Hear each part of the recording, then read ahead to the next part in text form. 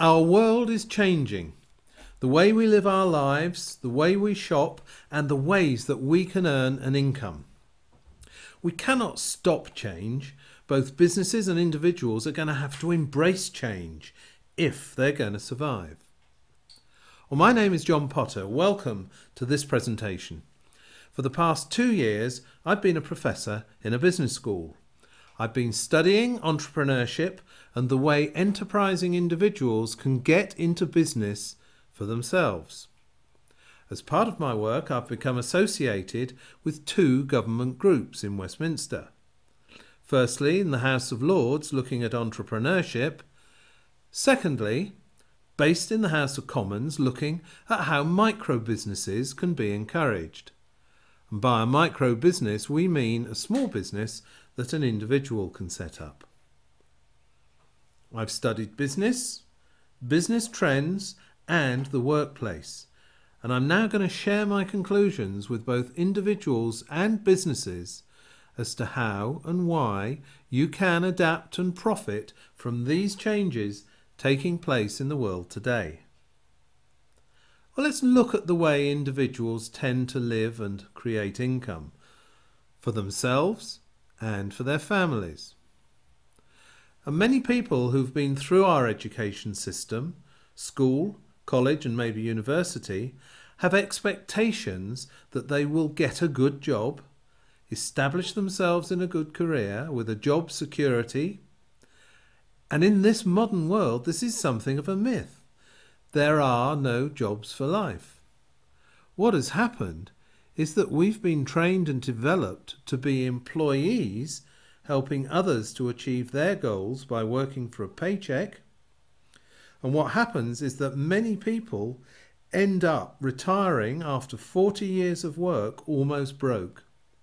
In fact, it's been estimated that less than 5% of people are financially comfortable when they retire. Well, the challenge for the future is that many of the jobs that people hope to get just will not exist. Most people now change jobs or careers 10 times or more during their lifetime. And that's, of course, if they can get a job in the first place. And it's a sad fact that many graduates leaving university go straight on the dole along with the rest of the lost generation. Entrepreneurship and setting up a micro business is one of the best options for anyone looking to gain control of their life and income. Many people are deterred from going into business for themselves for a number of reasons. Firstly, they think it's too risky. Secondly, they think it takes a lot of money or an investment. Thirdly, they're just not sure what business they want to be in. But above all, and this is the most serious thing, they often lack the self-belief that they can do it. The other side of the coin from individuals is businesses, both small and large. Many small business people are struggling to keep afloat with all the paperwork and red tape that they have to cope with. Many work increasingly long hours for very little, if any, return. And they just keep getting deeper into debt with bank overdrafts. The challenges of funding premises, stock, staff, utility bills and dealing with regulations have made conventional small business a nightmare for many. Well, large businesses are not faring much better, with more high street shop chains going bust than ever before, as people change their shopping habits. The economy in general is causing so many large companies to shed thousands of jobs in an attempt to stay trading, and they have to borrow more money just to keep going. This is not a rosy outlook for job security if you work for a large organisation, as you become just a number and a disposable resource. So what options are there for individuals and those small business entrepreneurs who want to create a stable, long-term income and have a greater degree of control over their own financial destiny? I've studied over the past few years over 200 business opportunities and had to dismiss around 190 of them. Not that they were necessarily bad businesses, but for the average individual they require significant large investments and sometimes specialist skills that most people simply do not have. I looked at what remained and then applied what I believe are the essential ingredients in a business to make it viable. Firstly, it should be financially stable. Secondly, preferably global. And thirdly, have a high consumable product or service. Fourthly, and most important, it should be something ethical that you can be proud of and something that benefits society.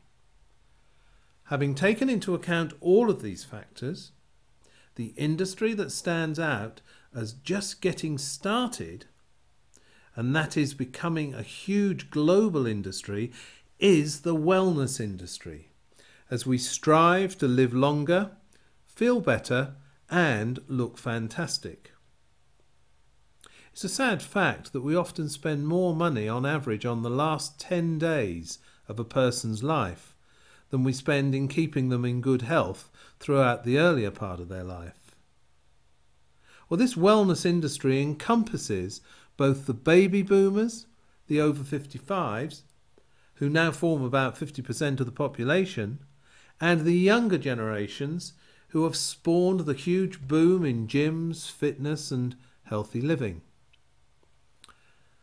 Now, I'm often asked a question: which company is making the greatest contribution to the wellness industry? And I've come to the conclusion that company is Forever Living Products.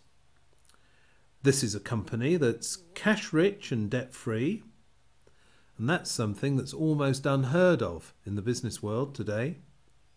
It trades in over 150 countries worldwide and is highly respected for its support and training, being awarded Investors in People Gold in the UK and having been elevated to the position of champion status.